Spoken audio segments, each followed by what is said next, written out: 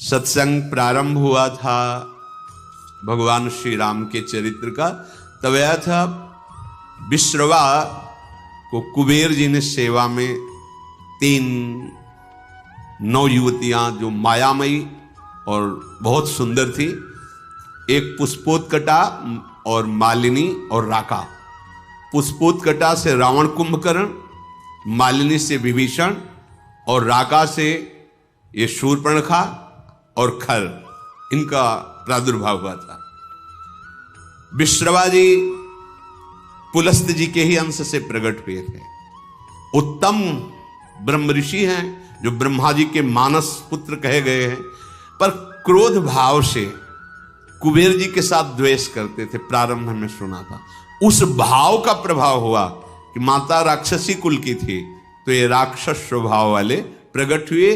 पर बड़ी विचित्र लीला, उनमें से विभीषण जी भगवान के परम भक्त, तो ये बहन ही हुई, पिता एक ही है और माता अलग अलग है। ये घूम रही थी, पता नहीं कौन सा सौभाग्य भगवान पर इसकी दृष्टि पड़ी और मोहित हो गई। यद्यपि ये बड़ी भयावनी और राक्षसी स्वभाव की, उसने देखा भगवान श्री राम को तो हृदय में विकलता हो गई। ऐसा सुंदर रूप, अपने को रोक नहीं पाई। प्रणाम है भैया, भगवान के रूप में कौन नहीं मोहित हो जाएगा, प्रणाम है। पर भाव कुछ दूसरा है इसका आंतरिक। जैसे प्रेम तो गोपी जनों ने भी किया और प्रेम मथुरा की कुब्जा ने भी किया, पर जय जयकार कुब्जा की नहीं, गोपी जनों की ही। श्री कृष्ण सुखार्थ निष्काम प्रेम गोपी जनों के हृदय में है। और थोड़ा तो इसलिए श्री शुकाचार्य जी ने तो उसके लिए दुर्भगा शब्द का भी प्रयोग किया है कुब्जा के लिए। गोपी जनों की चरण रज तो बड़े बड़े महापुरुष बंधन करते हैं। प्रभु के रूप को देखकर एक कामाशक्त हो गई, वैसे फिर भी प्रणाम करने लगा योग्य है। कोई ऐसा है ही नहीं जब काम स्वयं काम से युक्त हो जाए प्रभु को देख के। कोटि काम के मन को मोहित करने वाले प्रभु का रूप है, पर कुछ भाव कुछ दूसरा है। इसके पति का नाम विद्युत जुहा है। ये काल के राक्षस का प्रधानमंत्री है। रावण ने जब आक्रमण किया तो विद्युत जुहा ने, प्रधानमंत्री था, उसने कहा कि तुम्हारी जो ये इच्छा है कि संपूर्ण ऋषि मुनियों को नष्ट किया जाए और राक्षसी राज्य हो, इसमें हम सहयोग नहीं करेंगे। ये शूर्पणखा का पति था विद्युत जुहा। उसकी कोई आज्ञा का उल्लंघन कर दे बर्दाश्त नहीं था, तो रावण ने मार डाला था उसी दिन। अब जब पति को भी मार डाला तो उसके आगे किसका बस क्या है। तो रही थी अपने भाई खर के समीप ही पंचवटी में, पर सोच रही थी कभी ऐसा अवसर आएगा तो तेरा विनाश मेरे द्वारा ही होगा। तूने मेरे पति को मारा। वो राक्षस तो था विद्युत जुहा, पर धर्मयुक्त था। वो कहता ऐसा नहीं, आप ऋषि मुनियों को मारे, राक्षस राज साबित करें, इस पे हम आपका सहयोग नहीं करेंगे। तो मार डाला उसने, क्योंकि जो अपने स्वार्थ में अंधे होते वो रिश्ते नातों का सम्मान नहीं करते। अब ये स्त्री शरीर में थी तो राक्षसी, पर मन मारे बैठी थी कि कोई हमें ऐसा अक्षर दूषण तीसरा, ये सब अनुगामी थे रावण के, रावण की आज्ञा पे चलते थे। तो सोचा कि अगर इनसे भी जरा बोलेंगे तो ये हमें मार डालेंगे। रावण का विरोध कोई कर दे ऐसा है ही नहीं। त्रिभुवन में कोई नहीं था कि उसके खिलाफ कोई बोल सके। अंदर ही अंदर सोच रही कभी तो अवसर मिलेगा, जीवन व्यतीत करूंगी, लेकिन जिस दिन अवसर मिलेगा इसका नाश करवाऊंगी। आज अजान बाहु भगवान को देखकर उसको और सुना था कि इन्होंने ही सुबाहु आदि काम, मारीच को एक बाण मारा था तो बिना फण का 400 कोस दूर गिरा था, 100 योजन दूर गिरा था। ताड़का का वध किया, विराध का वध किया। उसको पता था, समझ गई कि ऐसा कोई साधारण बलि ताड़का को नहीं मार सकता था, सुबाहु को नहीं मार सकता था, विराध को नहीं मार सकता था। इसका मतलब है महाबली हैं। एक बार इनसे मिल के देखती है। तो प्रभु से कह रही तुम सम पुरुष, क्योंकि आपने भी निश्चय किया है निश्चरहीन मह करूं भुज उठाए प्रणकीन। और मेरा भी आंतरिक निश्चय है कि इसको बर्बाद करके छोड़ूंगी, जिसने हमारे सुहाग को उजाड़ा है। पर बोल नहीं सकती थी। सुंदर रूप धारण किया और भगवान के सामने गई और मुस्कुरा कर बोली, तुम सम पुरुष नमो सम नारी, यह संजोग विधि रचा बिचारी। आपके जैसा पुरुष नहीं, मेरी जैसी नारी नहीं, बड़ा सुंदर संजोग है, स्वीकार कर लो महाराज। मम अनुरूप पुरुष जग माही, देखूं खोजी लोक तिहु नाही, ताते अब लगी रहूं कुमारी, मनुमाना कछु तुम्हीं निहारी। मेरे लायक तो आप ही हो, तीनों लोक में कोई नहीं है मेरी जोड़ का, ये रावण का विनाश का संकल्प कर सके। आपने भी किया है और मैंने भी किया है। बड़ी गूढ़ भाषा है। वैसे अब तक मैं कुमारी हूं, किसी का वरण नहीं किया, आप हमें स्वीकार कर लीजिए। तुमको देखकर मन मान गया है। भगवान सीता जी की तरफ देखे मुस्कुरा दिए। सीत ही चित ही कही प्रभु बाता, जैसे तुम कुमारी हो लो। आहै कुमार मोर लघु भ्राता, हमारे पास तो सीता जी है, ये कुमार हमारे लघु भ्राता लखनलाल, इनके पास जाओ, इनसे बात करो। ओ गई लक्ष्मण रिपु भगनी जानी, प्रभु बिलो की बोले मृदुबानी।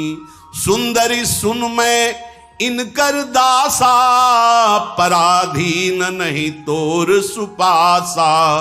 प्रभु समर्थ कौशलपुर राजा, जो कछु करही इन्हीं सब छाजा। सुंदरी, मैं तो प्रभु का दास हूं, पराधीन हूं, मेरे द्वारा तुम्हें कभी सुख नहीं मिल सकता। एक कौशल नरेश भगवान श्री राम हैं, इनको सब कुछ फबता है। आप इन्हीं की चरण शरण में जाएं, क्योंकि सिद्धांत है सेवक सुख चाह मान भिखारी, व्यसनी धन शुभ गति व्यभिचारी। लोभी जसु चाह चार गुमानी, नभ दुहि दूध चहत ये प्राणी। सेवक होकर के अपने सुख की चाह करे, भिक्षुक धर्म स्वीकार करके सम्मान की चाह करे, जुआ शराब व्यभिचार करने वाला धन और शुभ गति चाहे, कभी नहीं प्राप्त हो सकता। लोभी पुरुष अपना यश चाहे, अभिमानी पुरुष अर्थ धर्म काम मोक्ष चाहे, ये सब प्राणी आकाश को दूह कर दूध लेना चाहते हैं, अर्थात असंभव को संभव करना चाहते हैं। वो प्रभु के पास गए। प्रभु ने फिर लक्ष्मण जी के पास दे, लक्ष्मण जी ने फिर प्रभु के पास भेजा, प्रभु ने फिर लक्ष्मण जी के पास भेजा। लक्ष्मण जी ने कहा कि तुमको वही भरेगा जिसके एक इतनी भी लज्जा नहीं होगी। लक्ष्मण जी ने कहा, लक्ष्मण कहा तोई सो बरई, जो तृण तोरी लाज परिहरई।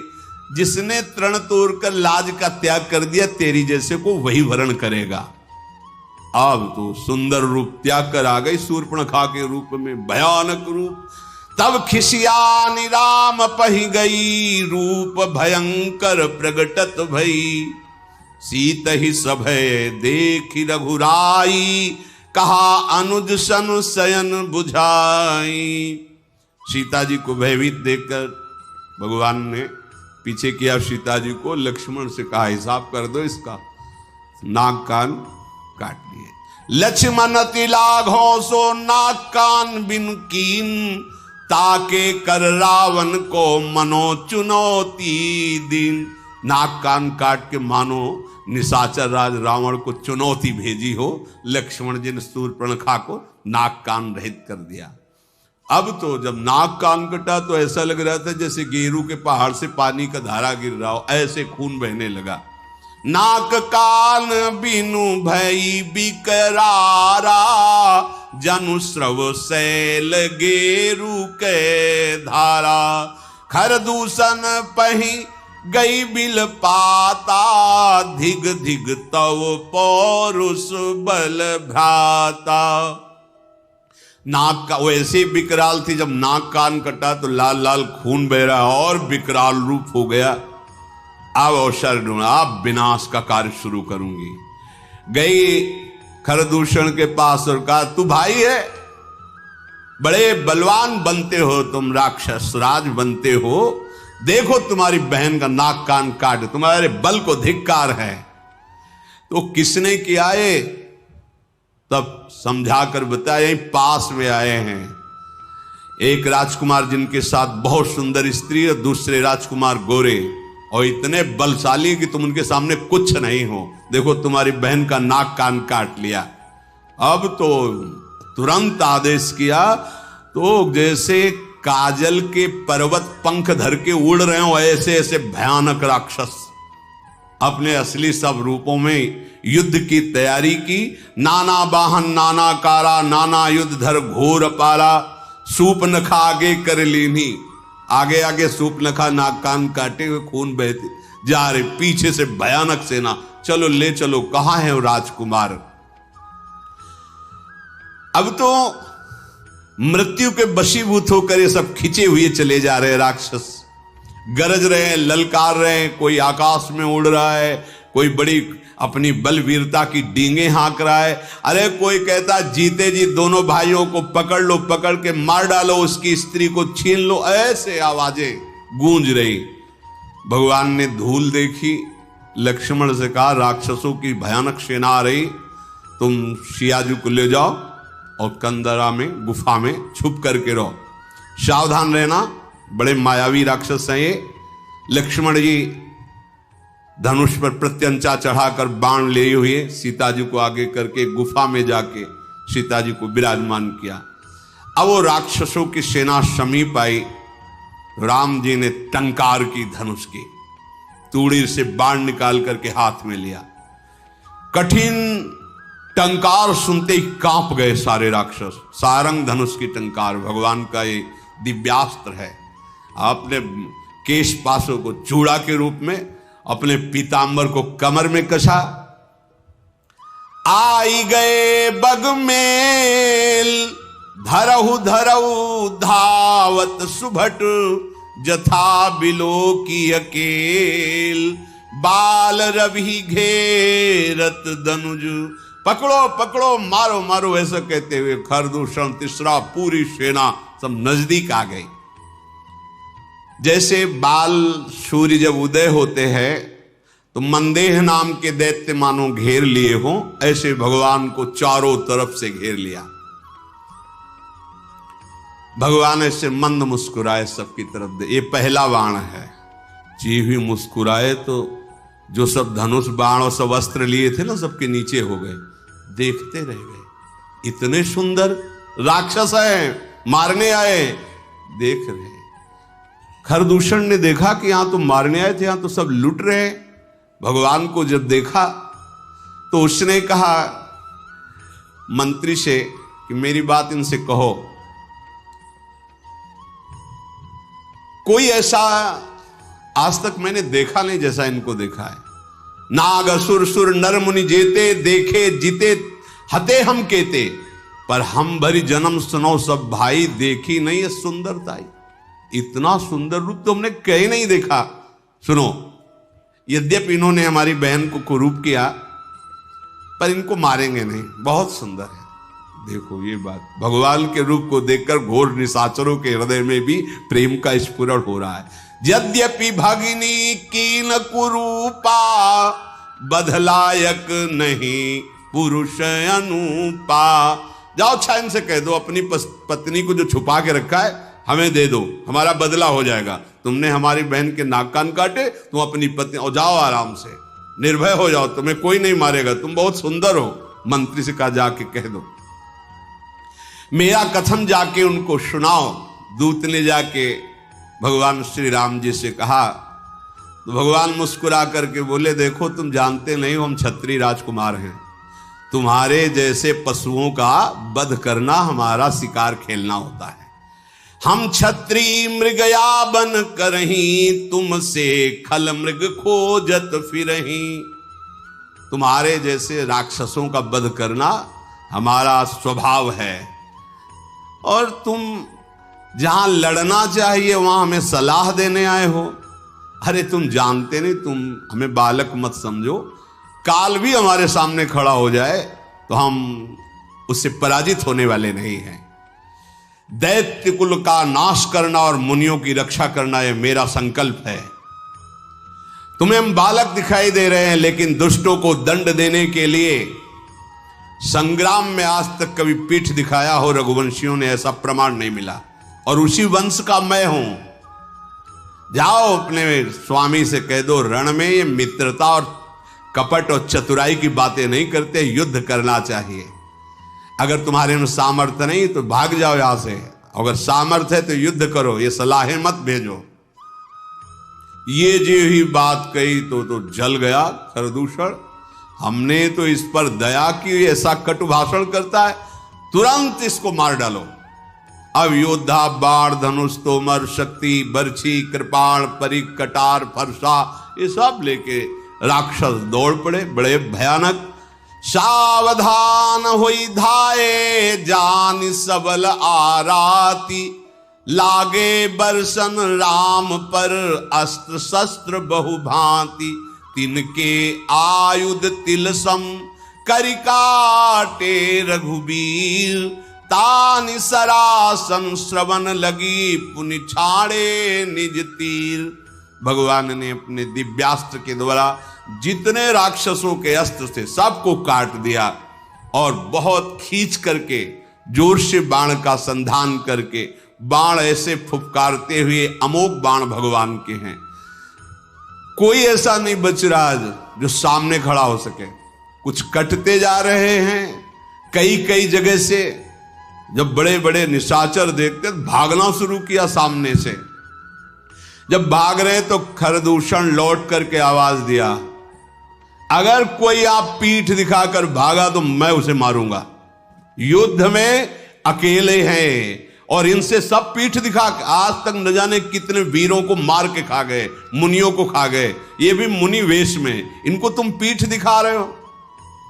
कुपित जान करके कि हमारा जब स्वामी ही कुपित, फिर लौटे आए।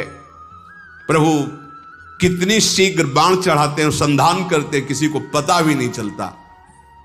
किसी की छाती, किसी का सिर, किसी का भुजा, किसी का हाथ पैर कट कट करके गिरने लगे। पहाड़ के समान राक्षस, तो वहां रक्त की धारा बह रही है, हाहाकार मच गया। अब भगवान ने एक बाण ऐसा संधान किया कि सबको सामने वाला राम दिखाई दे रहा है। वो पूरी भीड़ में राक्षसों की एक बाण सम्मोहन ऐसा कि सामने वाला राम, वो उसको काट रहा, उसको वो राम दिखाई दे रहे, वो उसको आप सही में राम राम कही तनु तजहि पावहि पद निर्वाण, करि उपाय रिपु मारे छन मह कृपा निधान। ये राम, वो ये राम, और कहा जा रहे हैं सब भगवान के धाम पहुंच रहे हैं, क्योंकि अंतिम में राम दर्शन और मुख से नाम, यही बड़े बड़े ऋषि जन मांगते, जो ऋषियों को भी नहीं मिलता। वो घोर राक्षसों को भगवान जब अवतार लेते हैं तब वो लाभ प्राप्त हो जाता है। हर्षित बरसई सुमन सुर बाजहि गगन निशान, स्तुति करी करी सब चले शोभित विविध विमान। देवता कर पुष्पों की वर्षा करते हैं। रघुनाथ जी ने इन पर विजय प्राप्त की। लक्ष्मण जी सीता जी को लेके आए, प्रसन्नता हुई। सीता जी श्री राम जी के उस रूप को देख रहे हैं, भ्रकुटी चढ़ी हुई, धनुष पर बाण संधान करते हुए, जैसे वैसे ही जब स्वरूप को देखा, नेत्र अघा नहीं रहे ऐसे अपने प्रीतम के रूप को देखकर। भगवान पंचवटी में विराजमान हैं, मुनिजन आकर बैठते हैं, भगवत चर्चा होती है। आगे आगे तो चली थी शूर्पणखा, जब भगवान के सामने आई तो सबसे पीछे पहुंच गई थी।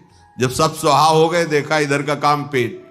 अब वो वहां से गई लंका में और सभा में जाकर के हाथ पटक पटक के जमीन पे, छाती पे, माथे पे रोने लगी। रावण ने देखा, उसने क्या बात है, तेरी दशा ऐसी किसने की? बोले मदिरा पीता है और पड़ा रहता, सुख भोग करता है, ऐसे कहीं राज्य चलता है? शूर्पणखा ने कहा, करसी 500 दिन राती, सुध नहीं तो सिर्फ परा राती। बहुत बड़ा दुश्मन आ गया है तुम्हारा, तुम राजनीति को जानते नहीं हो, केवल शराब पीते हो, मदिरा पीते हो और उन्मत्त होकर महल में बने रहते हो। जानते हो अगर विषयों का संग करे तो सन्यासी का नाश हो जाता है, अगर ठीक सलाह देने वाला मंत्री ना हो तो राजा का नाश हो जाता है, अगर मान प्रिय लगने लगे तो ज्ञान का नाश हो जाता है, मदिरा पीने का वाले का ऐश्वर्य और लज्जा का नाश हो जाता है, विवेक ना हो तो वैराग्य केवल नाटक रह जाता है। ऐसे ही यदि राजनीति सही ना हो तो राजा का नाश हो जाता है। मैं सही कहती हूं कि अब तुम्हारे नाश का अवसर आ गया है। बहुत बड़ा दुश्मन तुम्हारे समीप आ चुका है। दुश्मन को और आग को कभी छोटा नहीं समझना चाहिए। रावण, तू अपने अभिमान में है और सभा में तेरे जैसे भाई के होते हुए मेरी नाक कान काट ली गई, ऐसे चिल्ला चिल्ला के। तेरे जीते जी मेरी ऐसी दशा। सारी सभा खड़ी हो गई क्रोध से। शूर्पणखा बाह लंबी कर करके रावण से, तेरे जोश में चढ़ाए, अब तेरा विनाश होगा। क्योंकि ये बात तब नहीं कहती जब सुहाग उजाड़ दिया था कि तेरे होते हुए तेरे हाथों से सुहाग नहीं। अब आज अपनी बात बता करके वो रोने लगी। तू ये तो बता कौन शत्रु है त्रिभुवन में, कौन ऐसा जो रावण से भयभीत ना होता हो? कहा है अयोध्यापति महाराज दशरथ के लाडले कुमार श्री राम, लक्ष्मण और बहुत सुंदर उनके साथ स्त्री है, वो आए हुए हैं, जिनकी भुजाओं का बल पाकर अय दशमुख रावण अब कोई भी मुनि तेरे से भय नहीं खाता। देखने में बालक हैं पर काल के भी वो महाकाल हैं। परम धीर, श्रेष्ठ धनुर्धर, महान गुणों से युक्त, महान बल, अतुलित बल प्रताप, द्रोह भ्राता, खल बदरत सुर मुनि सुख दाता, शोभा धाम राम अस नामा, तिनके संग नारी एक श्यामा। दोनों भाई महान बलशाली, परम सुंदर, शोभा के धाम, नाक कान कटे फिर भी कह रही परम सुंदर है वो, दुष्टों का वध करने में समर्थ है, शांत भक्त, देवता मुनि इनको सुख देने वाले हैं, उनका नाम है राम। उनके साथ बहुत सुंदर नवयुवती है। विधाता ने ऐसी स्त्री तो त्रिभुवन में बनाई ही नहीं है जैसी स्त्री है। 100 करोड़ कामदेव भी न्यौछावर हैं, ऐसा सुंदर स्वरूप राम जी का। तो 100 करोड़ रति भी न्यौछावर हैं, ऐसा सुंदर स्वरूप उस युवती का। उन्हीं के छोटे भाई, गोरे भाई लखन जी ने मेरी ये दुर्दशा की है। और जब मैं ये बात खरदूषण से कही तो पूरी सेना सहित वहां गए। खरदूषण, तीसरा, इन सब को काट के फेंक दिया, कोई नहीं बचा। शूर्पणखा की बात सुनकर रावण के माथे पे पसीना आ गया।